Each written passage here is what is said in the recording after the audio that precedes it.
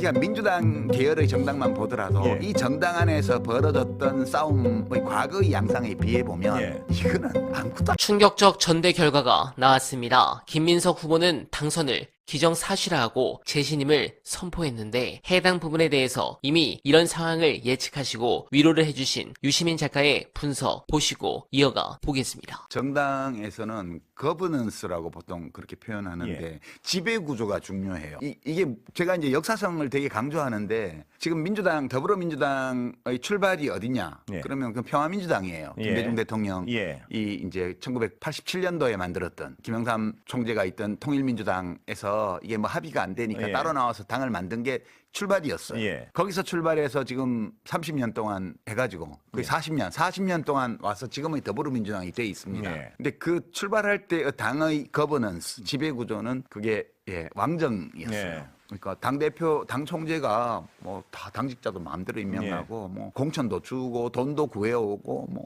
그거 다 총재가 다 했습니다. 예. 그러다가 그 2001년도 말에 동교동계에 대해서 정동영 의원 예. 중심으로 이제 충돌하면서 네. 이제 김대중 대통령이 당 총재를 당 대표를 지명하던 여기서 손을 뗐잖아요. 그러고부터 이게 민주정으로 이행하기 시작한 거거든요. 그 첫 파도가 노무현 대통령의 그 국민경선 후보 당선이었고요. 예. 그로부터 지금 한 25년 정도를 거치면서 민주당이 이제 거버넌스가 정립됐습니다. 예. 지난번에 1인 1표제로 완전히 공화정으로요. 네. 왕이 없는 정당으로. 그러니까 지금 중요한 거는 민주당의 이 새로운 거버넌스, 정당 안에서 공화정의 정신을 구현하는 예. 이 지배 구조가 건강하게 살아서 작동하느냐 이것만 중요해요. 그 결과는 중요하지 않아요. 결과는 중요하지만 예. 덜 중요해요. 한 번 잘못 뽑아도 그다음에 바로 잡으면 돼요. 예. 근데 이 거버넌스가 무너지면 예. 그때부터는 당은 혼란 속으로 들어가고 그다음에 깨지는 거거든요. 예. 그러니까 지배 구조가 문제가 생기면 조직이 깨지게 돼 있어요. 예. 지금 국힘당을 보세요. 국힘당은 박근혜 대표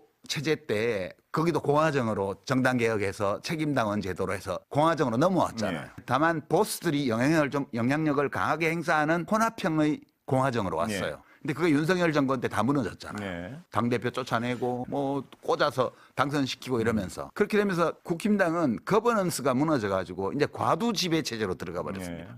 예. 예. 왕도 없고 공화정도 아니에요. 예. 과두정이 돼버렸어요. 그러면서 당이 혼미하잖아요. 그러니까 거버넌스가 무너지면 지배구조가 혼돈에 빠지면 저렇게 돼버려요. 그러니까 민주당이 지켜야 될 것은 그 지배구조예요.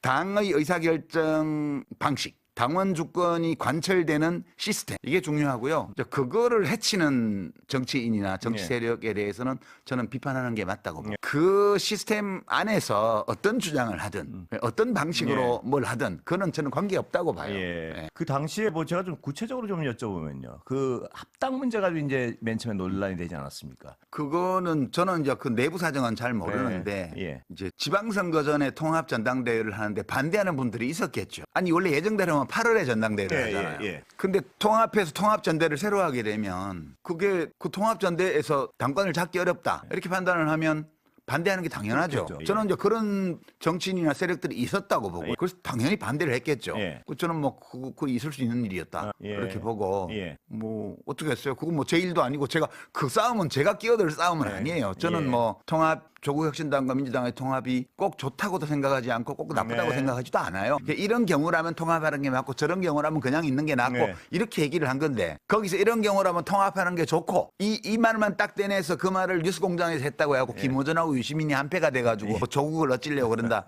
이런 망상들을 막 퍼뜨리고 망상이라고 생각합니다. 저도. 그렇게 예, 하고 예. 있는 거죠. 예. 그런데 그거는 제 일은 저는 예. 이제 시민으로서 제 일이라고 생각하지는 않아요. 그게. 예. 예. 그 아까 그런 어떤 연장선상에서 사람들이 궁금해하는 것 같은데요. 혹시 마음속에라도 시민으로서 이 권력투 중에서 누가 승리했으면 좋겠다는 마음속에 그런 게 있습니까? 누가 되겠죠 뭐. 뭐 당원들이 뭐 표 많이 주는 사람이 되겠죠. 뭐. 어떤 비평가로서 보고 난 이제 지긋지긋하다 뭐 이런 생각 혹시 안 하셨습니까? 아니, 제가 실력이 부족하고 역량이 안 돼서 정치를 떠났는데 예. 왜 그렇게 하겠습니까? 그게 뭐 강제로 끌려간 군대도 아니잖아요. 예. 그러니까 제가 선택해서 가서 정치를 했고 예. 한 10년 정치를 하다가 내 능력으로는 안 되겠구나 라고 해서 떠났는데 모자랐다고 그걸 욕을 합니까? 그건 제가 역량이 모자라서 이제 더 이상 못하겠다고 해서 떠나온 일이었고 예. 따라서 그거에 대해서 뭐 지긋지긋하다든가 이런 건 없어요. 없어요, 저는. 아. 예. 그래서 제가 이제 본업으로 뭐 여행책도 쓰고 네. 뭐 독서책도 쓰고 뭐 글쓰기 책도 쓰고 예. 뭐 이러는 와중에 역사책도 쓰고 이러는 네. 와중에 가끔씩 나와서 비평하는 거예요. 근데 그거 가지고 뭐 그렇게까지 저는 내부자가 아니에요. 그러니까 영향력 다 없어졌다고 뉴스 보도가 수백 건이 나왔던데 왜 이렇게 시끄러운지 모르겠어요. 그러니까 이게 비평가는 내가 뭘 비평을 했는데 아무 반향이 없잖아요. 욕하는 사람도 없어요. 그 얘기는 아마 아무의 관심, 누구의 관심도 못 끄는 쓸데없는 하나만 한 얘기를 했든가 아니면 옳은 얘기를 해도 내가 영향력이 하나도 없기 때문에 누구도 귀 기울이지 않든가 네. 둘 중에 하나예요. 예.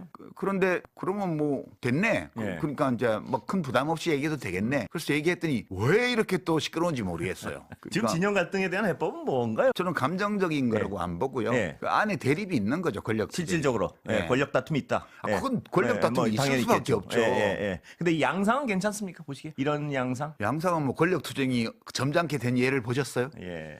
원래 이런 것이다. 예, 원래 이런 거죠. 예. 이 정도면 별것도 아니에요. 옛날에 그 문재인 대통령이 당대표 시절에 그 문모닝 하던 시기도 예. 있었고요. 당대표 검찰에서 잡아가라고 찬성표 찍어서 영장심사 받게 예. 한 때도 있었고요. 그러니까 민주당 계열의 정당만 보더라도 예. 이 정당 안에서 벌어졌던 싸움의 과거의 양상에 비해 보면 예. 이거는 아무것도 네, 공감합니다. 앞으로 민주당이 어떻게 될지 너무 우려가 됩니다. 당선이 확실한 김민석 후보는 오늘 합동 연설회에서 서울시장 필승의 판 메이커가 되겠다며 이번에 지면서 성장했을 정원호를 격려하고 경선에서 패배한 다른 후보들도 격려해야 한다. 그들의 재도전을 격려하고 새 후보들도 격려해야 한다고 했습니다. 그러면서 서울에서 반드시 승리하고 재신임을 묻겠다고 약속했는데 사실상 재보궐 치면 사퇴를 한다는 것이죠. 이건 민주당 내부에서도 이미 돌고 있는 얘기고 당연한 부분이겠지만 제 개인적 생각은 재보궐이 유력한 내년 서울시장 선거에서 민주당이 지면 총선도 대선도 물 건너갑니다. 김 후보가 지지층을 잘 위로하고 정청래 후보를 대우하며 잘 수습하기를 바라지만 이 갈등은 쉽게 봉합될 것 같지 않습니다. 김 후보는 선거 내내 정 후보를 반명이라고 했습니다. 그렇다면 정 후보를 지지한 당원들 40%가 반명인 겁니까? 사실상 코어 지지층의 지지는